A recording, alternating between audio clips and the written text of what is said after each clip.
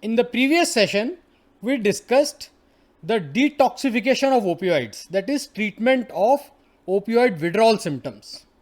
This session is about the long term agonist maintenance treatment for opioid dependence. As we know, opioid dependence is a chronic, long term relapsing disease.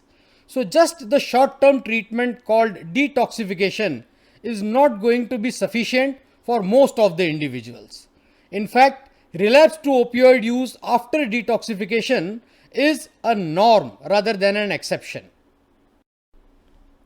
In this session, we will first discuss briefly the general principles of agonist maintenance, and then we will go to the specifics of practice guidelines for methadone maintenance treatment and practice guidelines for buprenorphine maintenance treatments. Finally, we will conclude with some special clinical considerations related to this form of treatment. So, what are various steps in delivering this treatment, which is also known as opioid substitution therapy or OST? The first step is assessing whether this patient is suitable for OST or not. Once we have done that, the next step is preparing the patient for OST. That means providing the information and education to the patient. This is followed by the more critical step of initiating the OST medicine. Whether we are using buprenorphine or methadone for this purpose, how do you initiate this treatment is covered in this step. This will be followed by discussion on how do we continue the OST medicines, that is maintenance phase of treatment. And finally, the termination or discontinuation of OST medicine. So, what kind of patients are suitable for OST? Number one, these patients must have a diagnosis of opioid dependence. For people who are using opioids only occasionally, once in a while, and not suffering from opioid dependence, this treatment is not meant for them. This is only meant for those with opioid dependence. Next criteria is these are those patients who are capable and ready to provide informed consent. In other words, only patients who fully understands the implication of being on OST are suitable patients for this treatment. And then those patients who are willing to follow clinical procedures or rules regarding this particular treatment. And these three are basically the essential criteria. In the absence of these criteria, a person is not suitable to be started on OST. There are some criteria which are non-essential criteria, which means these are some of the criteria which are preferable to have, though they are not essential. First among these is the person's age. In general, adult patients are more suitable, though there is nothing explicitly against or there is no explicit contraindication for starting OST for people less than 18 years of age. Similarly, in general, the longer history of opioid use, a longer history of dependence is more suitable for this form of treatment. People with poor psychosocial functioning, for them, OST can work really wonders in their lives. People with high risk behavior, especially injecting drug users, they are said to be suitable for OST because it protects them from the risk of various blood-borne viral infections such as HIV. And finally, patients who have history of failed abstinence through other methods. So, the only absolute contraindications for OST are a history of hypersensitivity or severe allergy to OST medicines in the past and patients' incapability to provide informed consent. Apart from these, there are some relative contraindications, which means in the presence of these conditions, we must be careful before taking the decision to start OST. These are hepatic impairment, respiratory dysfunction, severe dependence on other brain depressants, renal or biliary spasm, or ulcerative colitis. In the presence of these health conditions, one must be more careful before starting a patient on OST. So obviously the first step would be assessment of the patient to decide the suitability for OST. And for this, The modalities used by the clinicians are, as usual, interaction with the clients, that is history taking, interaction with their family members if they are present during this assessment, review of any previous treatment records, and observation as well as physical examination of the patient. For conducting assessment of a patient for suitability for OST, these are the areas which are covered. The socio-demographic details of the patient, the drug use history or psychoactive substance use history in the form of complications. So how do we prepare a patient for OST once the assessment is complete in terms of what are the psychoeducation elements to be given to the patient? First of all, patient need to be explained about what is the nature of this illness. Patients must know that opioid dependence syndrome is a chronic relapsing medical illness, and hence relapses are part of recovery process, and there are strategies which are available to minimize these relapses. And one such important strategy is this treatment known as OST.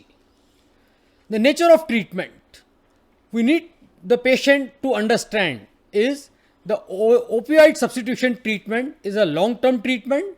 At least 1 year or more this treatment would continue, and in this period periodic counseling for the patient is essential. It's also important for patients to understand that there is a need for their active involvement. In fact, not just patient, in fact their family members also, if they are involved in the treatment, outcomes are going to be much better. It's also important to dispel any common myths or misconceptions regarding this treatment. It's a very important aspect of OST that for any patient who is started on this treatment, informed consent is a must procedure. Why? Why do we need to obtain this informed consent? This process of taking informed consent from the patient, it ensures that patient understands the implications of being on treatment, what are the do's and don'ts. Also, patient accepts these terms and conditions voluntarily, and in this way this serves as a contract between the patient and the service provider. A question may arise before starting a patient on this long-term treatment. Are there any laboratory investigations which are essential, which are required before this treatment can be started? It's important to realize is that no laboratory investigation is essential before OST treatment begins. But if history and examination reveals no abnormality, OST can be safely started without any investigations. If there are some findings, however, it's always a good idea to get relevant investigations conducted. So once we have conducted the assessment of the patient for suitability for OST, conducted the psychoeducation of the patient, obtained the informed consent, conducted the investigations if required, now we begin the actual treatment. This treatment has 3 phases: induction, maintenance and termination. So here is a graph depicting these different phases of OST treatment. As we can see, on the horizontal axis is the treatment length or treatment duration. On the vertical axis is the dose of OST medicine. The phase when the first dose of treatment is started to when the maintenance or stable dose is achieved and it's gradually increased. That phase is basically the induction phase. Thereafter, for a very long time, many months or possibly many years, patient is expected to continue on more or less the same dose of treatment. That would constitute the maintenance phase of treatment. And finally, when it is decided that treatment is now complete and the medicines can now be discontinued, that's the phase when dose can be gradually reduced or tapered, and that phase will be known as the termination or discontinuation phase of treatment. So let's see the first phase of treatment, that is induction. So let's see what are the goals of this phase of induction.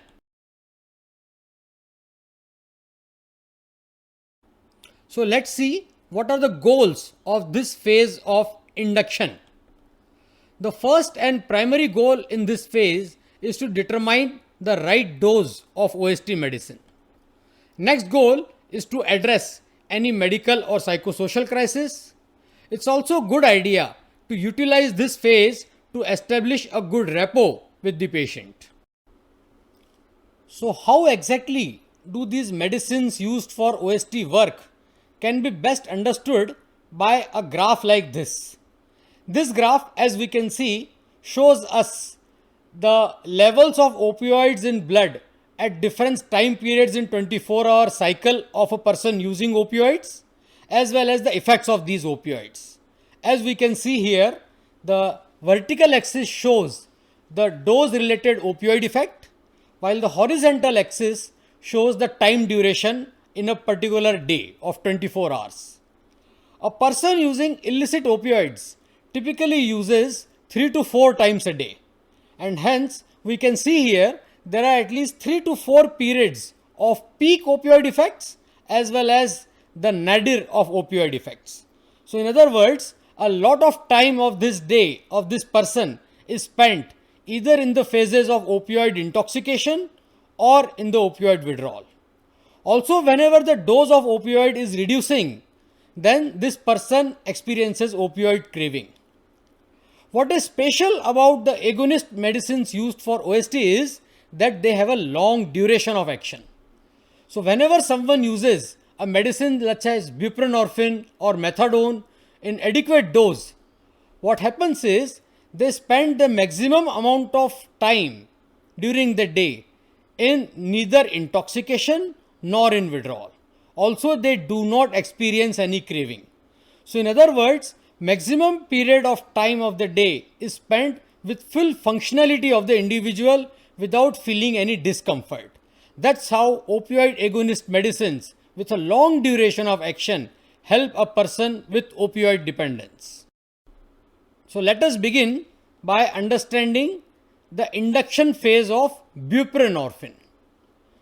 The induction phase of buprenorphine is very short. It lasts just about 2 to 3 days.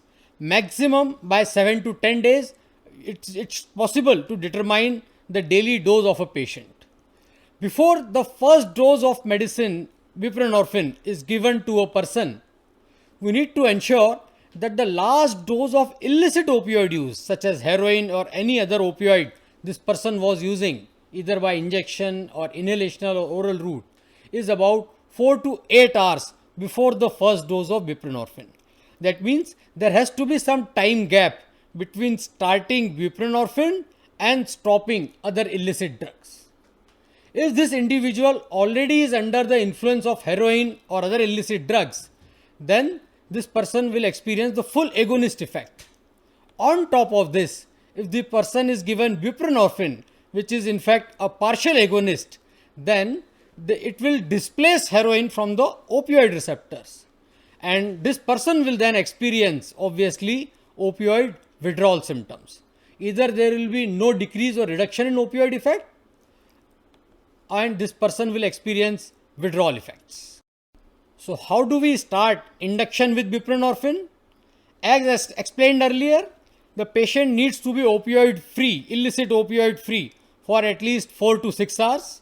Once we have ensured that, on the first day, patient is given one single dose of 2 to 4 milligram of buprenorphine. Then this patient is monitored for 2 hours. After 2 hours, we again assess the effect of this first dose of buprenorphine in the individual. If the patient still complains some discomfort or withdrawal symptoms, then we give one more dose of 2 to 4 milligram of buprenorphine, so that first day's maximum dose is about 8 milligram and not more than that. If the patient is comfortable, we send the patient home on this dose, and then the patient is reviewed the next day. Right. So we started buprenorphine for our patient on the day 1. On day 2, when we see him, what happens then?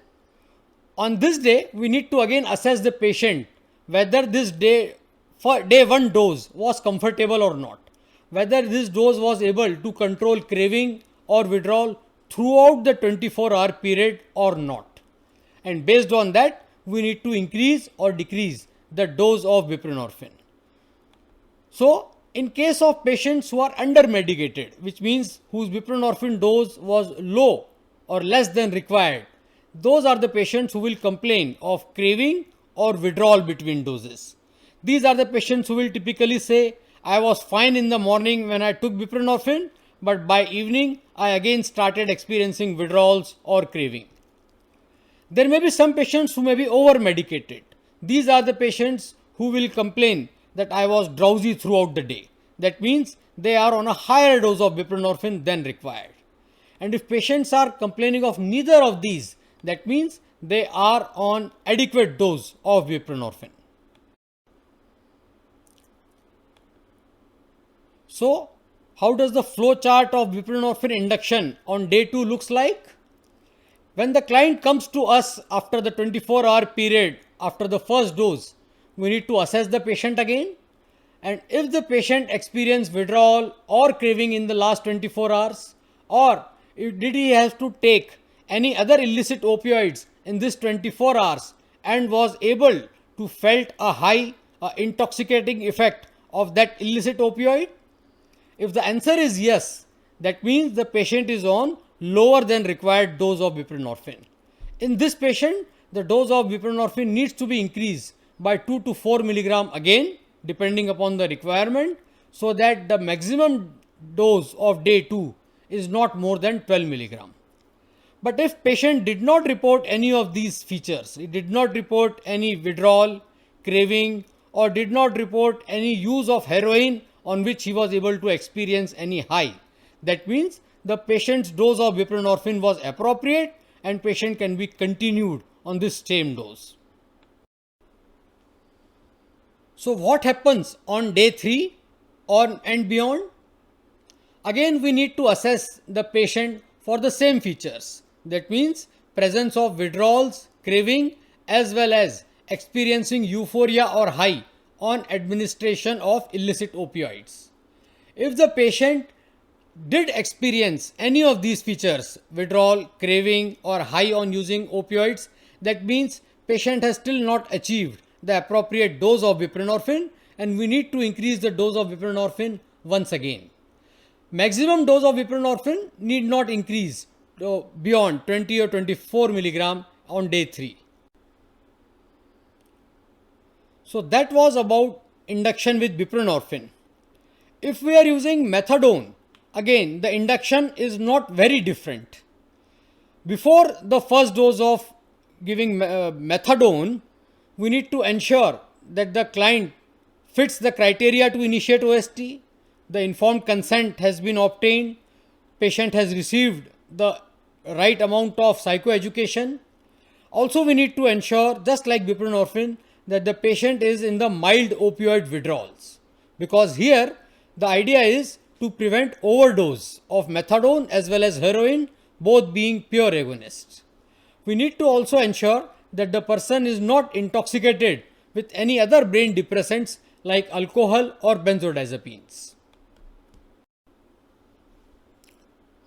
The process of induction with methadone is slightly different as compared to buprenorphine. As said earlier, in case of buprenorphine, induction takes very short time, just about 2 to 3 days, maximum 7 to 10 days. But in case of methadone, we need to go by the dictum of start low and go slow. Since methadone accumulates in the body, the dose cannot be increased on a 24-hour interval.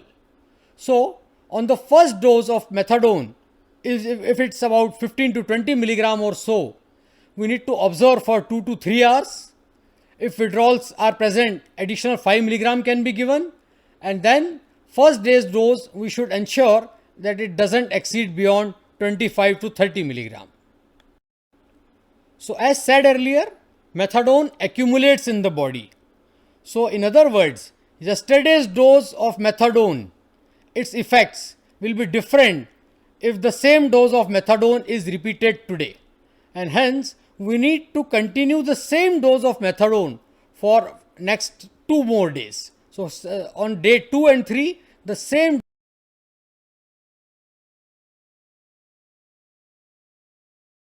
methadone accumulates in the body. So in other words, yesterday's dose of methadone, its effects will be different if the same dose of methadone is repeated today.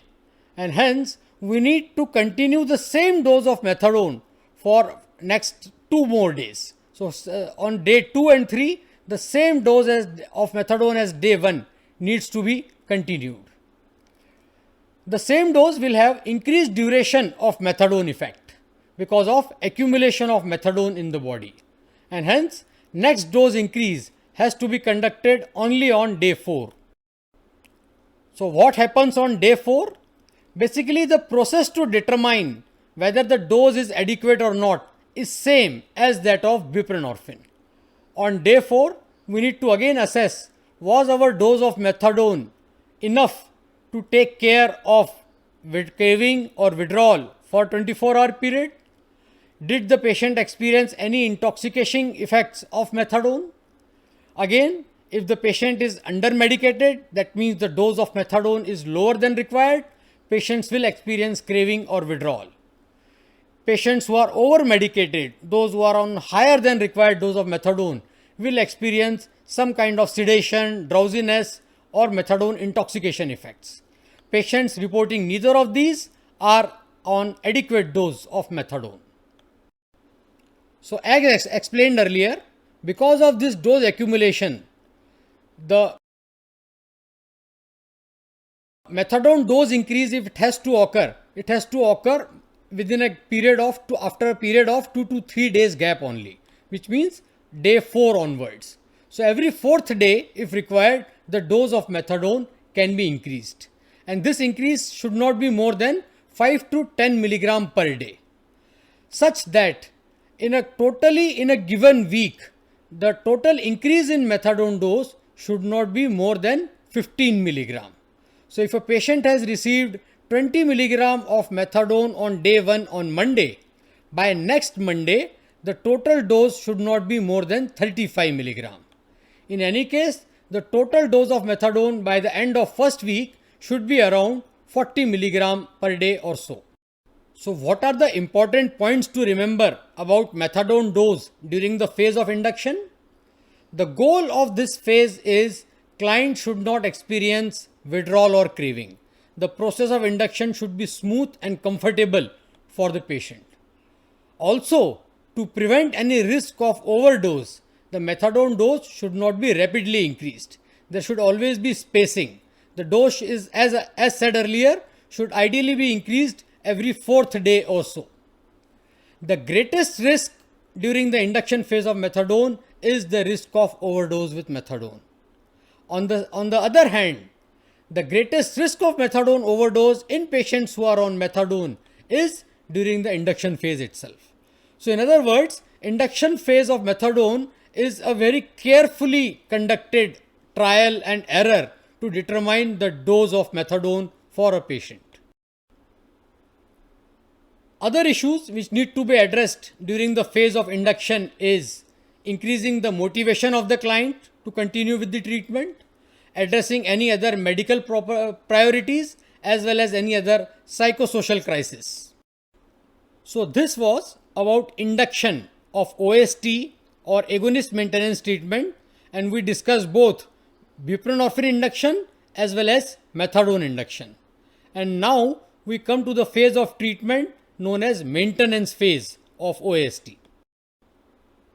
So as we have seen this graph earlier, maintenance phase of treatment is that phase for which more or less the same dose of medicine is continued for a very long period of time.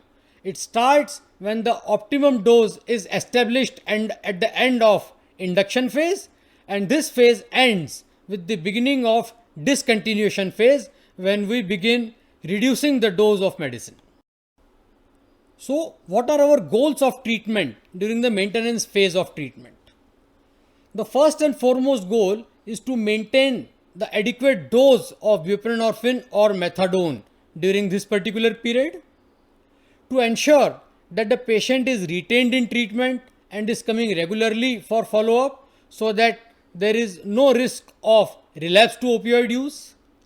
Simultaneously, we need to also address other substance use. We don't want patients to stop taking opioids but start taking some other illegal or legal drugs. We also need to address issues related to financial and familial occupational rehabilitation for our patients. And finally, we need to motivate if required and refer the clients for other kinds of services that may be required. Most crucial aspect of maintenance phase of treatment is maintaining the adequate dose of the medicine. As we saw earlier, our focus during the induction phase of treatment was to address the withdrawal and craving of opioids. Induction phase was typically that phase when the patient had stopped taking illicit opioids and hence there was a concern of withdrawal and craving in that particular phase. Once we address this by giving the adequate dose of OST medicine, in the maintenance phase, our additional focus also becomes that there should be no euphoria with illicit opioids consumed.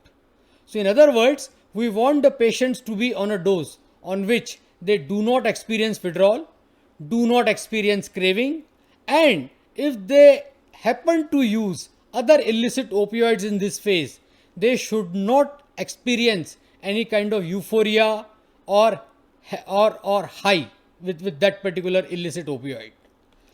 This is achieved in different ways by these two medicines, buprenorphine and methadone. In case of buprenorphine, since buprenorphine is a partial agonist to opioid receptor, it achieves this blockade effect by sticking to the opioid receptors and preventing heroin from occupying those opioid receptors. While methadone, it causes a cross tolerance. Methadone also occupies opioid receptors in a competitive manner and it produces a cross tolerance with heroin, and hence patients on adequate dose of methadone do not experience any pleasure or high when they take heroin on top of methadone. So let us understand that competition between buprenorphine and heroin for the opioid receptor with the help of this illustration once again. Buprenorphine, as we know, is a partial agonist on opioid receptor. In case our patient is on buprenorphine as OST, the patient will experience some agonist effects of buprenorphine only, because of which the patient will not experience any opioid withdrawals or craving. On top of it, if this person consumes heroin, the heroin will not get any place to sit because all opioid receptors will be blocked by buprenorphine. Hence, there will be no effect of heroin. So, if the patient is on adequate dose of buprenorphine, all opioid receptors will be blocked. There will be no receptors left or free for heroin to act. There will be no effect of heroin, and hence this person will be spared or protected of relapse. An interesting aspect of maintenance dose of buprenorphine is dose required to address withdrawals, craving and opioids are slightly different. On a lower doses such as 2 to 4 milligram also, some amount of benefit in terms of control of opioid withdrawal symptoms can be expected of buprenorphine. However, in order to control craving also, slightly higher dose of buprenorphine will be required, that is 4 to 8 milligrams per day. So, a patient on this dose may be comfortable, may not complain of opioid withdrawals, may not complain of craving, but this same patient, if uses heroin, may experience some amount of euphoria. In order to block this euphoriaing effect of heroin, the patient will require an even higher dose of buprenorphine, more than 8 or 10 milligram per day. So in other words, the best estimate of a dose adequacy for the purpose of maintenance is that dose which has neither withdrawals nor craving, and the dose which also effectively blocks the effect of heroin. Now, craving and withdrawal are fairly straightforward to assess. But how does one assess the opioid blocking effects? If the patient reports Now, craving and withdrawal are fairly straightforward to assess. But how does one assess the opioid blocking effects? If the patient reports that they used any other opioids or injections while on their current buprenorphine dose, and on this particular effect, they are able to experience euphoria, a pleasurable effect, while using other opioids or injections on this particular dose of buprenorphine. That means our dose is not adequate. They need to increase the dose of buprenorphine in this kind of situation. So, what is the adequate maintenance dose for buprenorphine? If we look at the Western literature, we will find that they describe the usual dose to be 12 to 16 mg per day and maximum dose to be 32 mg per day.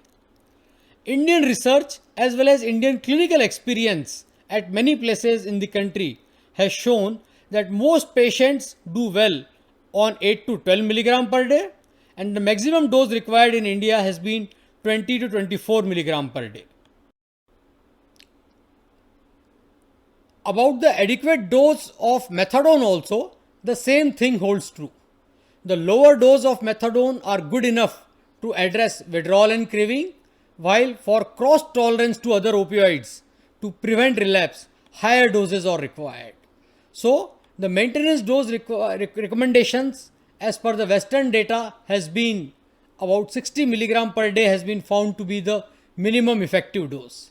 Usual dose in most Western studies as well as practice guidelines has been described as 60 to 90 mg per day, while maximum dose is about 120 mg per day. The Indian experience with methadone, however, in terms of both research as well as clinical experience, suggests that most patients do well on a dose of 40 to 60 mg per day, and by and large, the maximum dose required in India has been around 90 mg per day. However, there are always exceptions. There are always some patients who would require less than this dose. There are always a few patients who may require a higher than this dose. One question which is often asked is, should the dose of OST be reduced, altered or increased during the phase of maintenance? Should the dose be reduced? Absolutely not. There is no need to reduce the dose of OST once the maintenance phase is achieved and once the patient is doing well on a particular dose. Same dose which is used as an initial stage must be continued till a decision about discontinuation or termination is made. Only in some rare cases, when a patient complains of some side effects of buprenorphine or methadone, dose reduction may be considered. Do we need to increase the dose? Yes, there may be some situations such as resumption of work, especially physical labor. When patients restart work after being on maintenance treatment, and if this involves physical labor, the dose of opioid which is required by their body goes on a increase, and hence they require a higher dose of maintenance OST.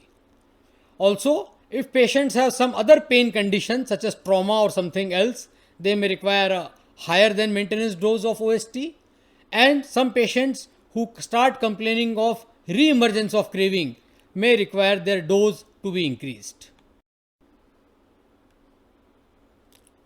One of the important aspects of this form of treatment OST is dispensing of OST medicines. As far as dispensing of buprenorphine is considered, it's always preferred to have directly observed treatment, a form of treatment in which a patient visits a treatment center every day and gets his medicine dispensed every day under observation.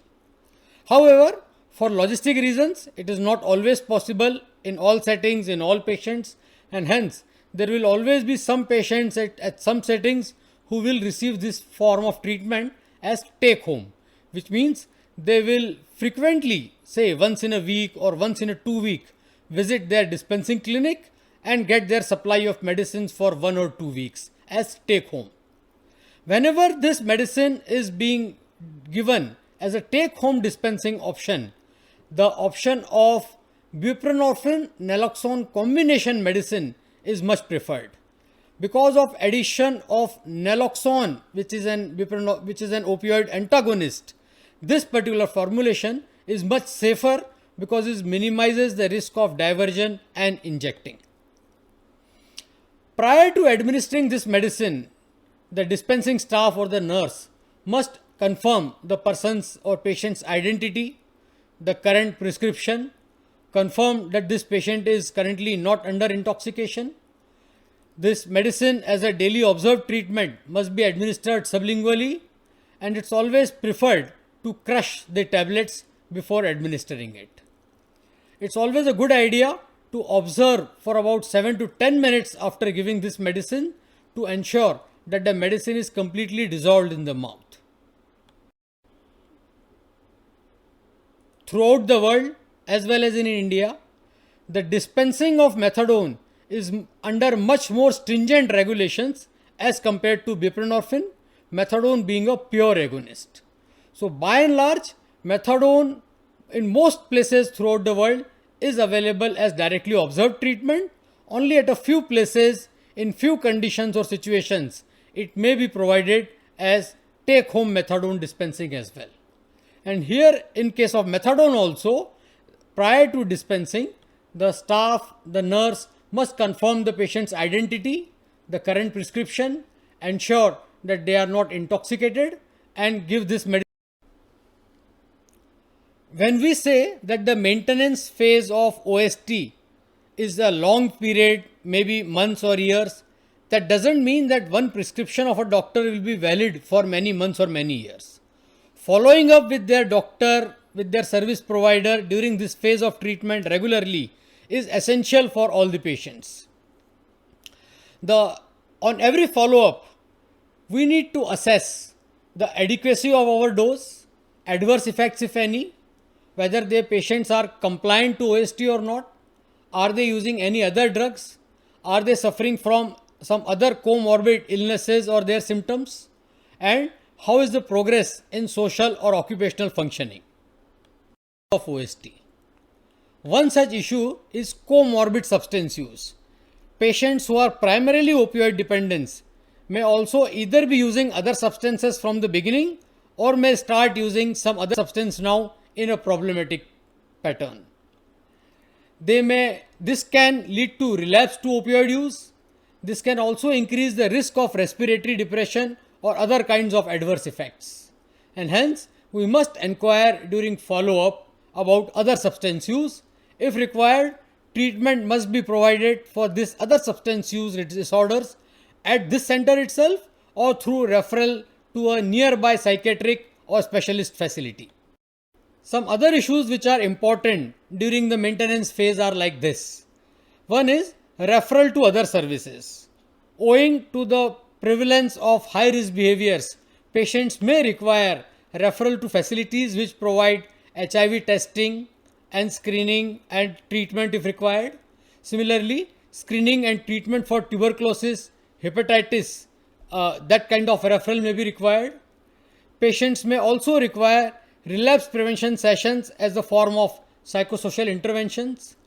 Patients may also require assistance in rehabilitation and reintegration in terms of repairing of their ties with the family and the society, in terms of their resuming or improving occupational functioning, as well as other economic and financial aspects of. So we have seen the phases of induction and maintenance so far, and we now come to the concluding termination phase of OST.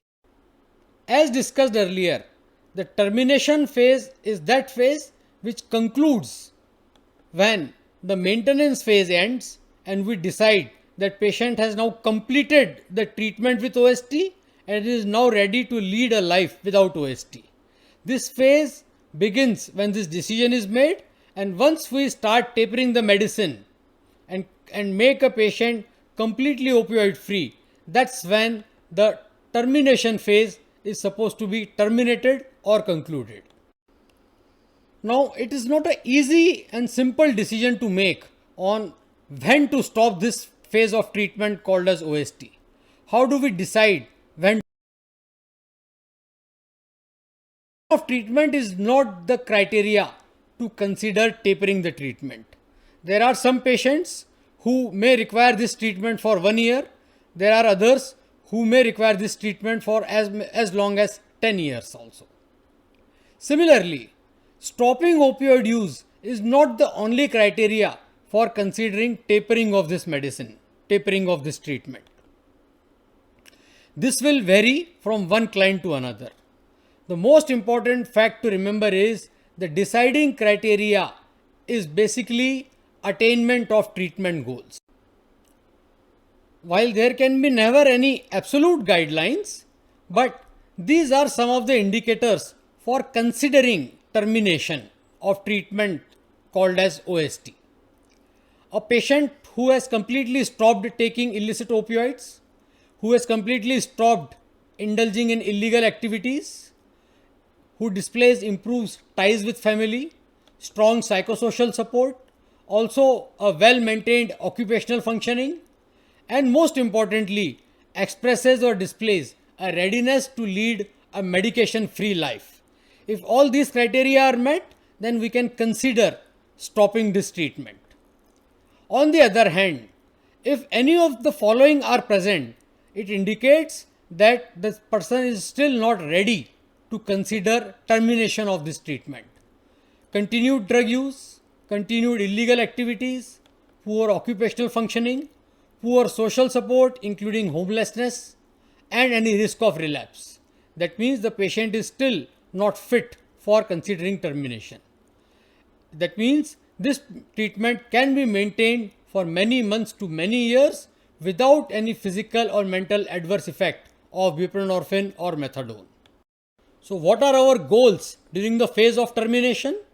Most importantly, to ensure when the dose of medicine is being tapered, there is minimum discomfort to the patient, to support and prevent any relapse, because in this phase the risk of relapse is obviously high, to help make decisions on further treatment of the patient beyond OST, and to motivate them for continued follow-up even after stopping OST medicine.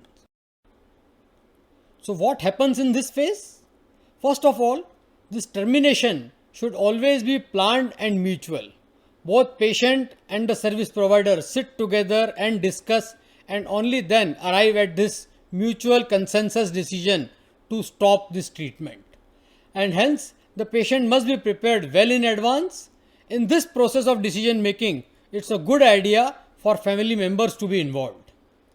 The tapering regime should ensure that we should not never stop this treatment abruptly. While there is no fixed treatment, the general guideline is a gradual reduction in dose, basically depending upon the patient's comfort levels. This can be done on outpatient basis, in which case it's likely to take many weeks to even many months. It is possible to taper the medicines faster if the patient is admitted to inpatient facilities, when within some days to weeks the dose can be tapered and stopped completely.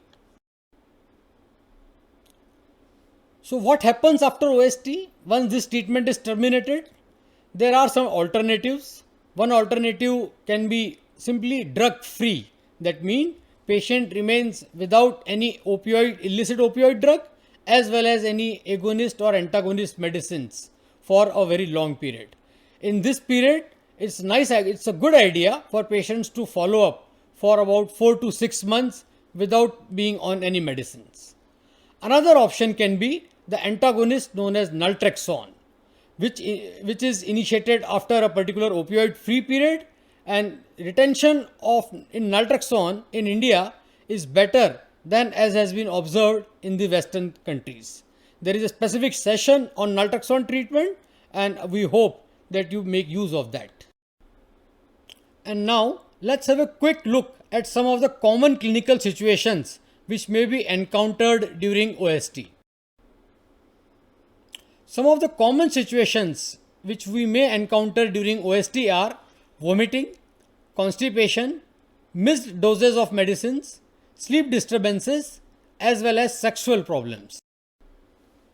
Vomiting, particularly in the initial days of treatment, seen more commonly with methadone as compared to buprenorphine.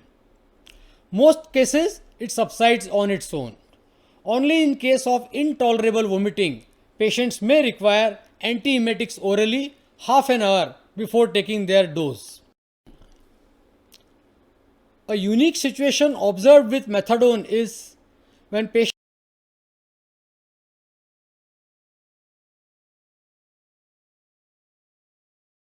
Patients take their methadone dose and immediately after that they experience vomiting, then what to do? What may happen is a patient may take methadone and after some time come back to the clinic and said that I had vomiting and hence my dose must be replaced. In such situations, the guideline is do not replace and give extra doses of methadone unless staff themselves have observed vomiting. Because if the patient by mistake takes double dose of methadone, that may be an overdose, that may be a serious situation. In case we need to replace the vomited methadone dose, the guidelines are like this. If the vomiting has occurred less than 15 minutes after taking methadone, we need to replace about 50 to 75% of that day's dose. If this vomiting has occurred between 15 minutes to half an hour of taking methadone, we need to replace about 25 to 50% of dose. And if this vomiting has occurred more than 30 minutes after taking methadone, then there is no need of replacement. Constipation is yet another commonly seen but not so serious side effect of OST medicines, usually seen during the maintenance phase of treatment. It may also be due to some other conditions such as any other comorbid physical illness. It may also be because of any change in lifestyle after the OST initiation, and or it may be a true side effect of buprenorphine or methadone. So how do we manage it? We need to first rule out other causes of constipation. We need to advise lifestyle modification in terms of physical exercise, dietary changes in terms of more dietary fiber intake. Laxatives may be prescribed in some cases, and in very extreme rare cases, the dose of buprenorphine or methadone may have to be reduced. A very commonly encountered situation is when patients miss taking their medicines for a few days in between when they are on this treatment. If patients miss continuously for 3 days or more, it's likely that they have reduced their tolerance to opioids. Hence, in such cases, if we are reintroducing, we need to be careful about the dose on which they are being restarted on OST again. First of all, we need to assess for signs of any intoxication or withdrawal before starting buprenorphine or methadone again. If they have missed only for 1 day, then no change in dose is necessary. The same dose can be given again. If they have missed for 2 days continuously and they are not intoxicated, again the same dose can be given. If they have missed for 3-4 days, half dose of methadone can be administered again. While if they have missed straight for 5 days or more, then we need to treat this patient as a new induction and the whole process need to begin afresh. Sleep disturbances, these symptoms are also commonly encountered during the course of this treatment. Patients usually complain of delayed initiation of sleep, or they may complain of frequent waking up at night. And there may be many reasons behind this. This may simply be a part of protracted opioid withdrawal syndrome. The first advice which such patients should receive is about maintaining a proper sleep hygiene. Some of the suggestions which we can give to our patients is fix the time for going to bed and getting up in the morning. Avoid taking afternoon naps. Try taking their dinner at least 2 hours before going to bed. Avoid taking stimulants such as coffee, tea or nicotine in the evening hours. Avoid any other stimulating activities such as watching TV before going to sleep. Take some light exercise in the evening. If they are unable to sleep, then music before they go to sleep, and use the bed only for sleep and not for some other activities during the day.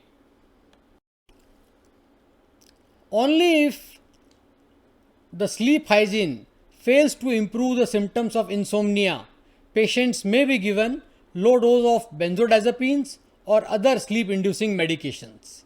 The low dose may mean diazepam or nitrazepam about 5 to 20 milligram orally at night, or mirtazapine 7.5 to 15 milligram, or trazodone 50 to 100 milligram at night.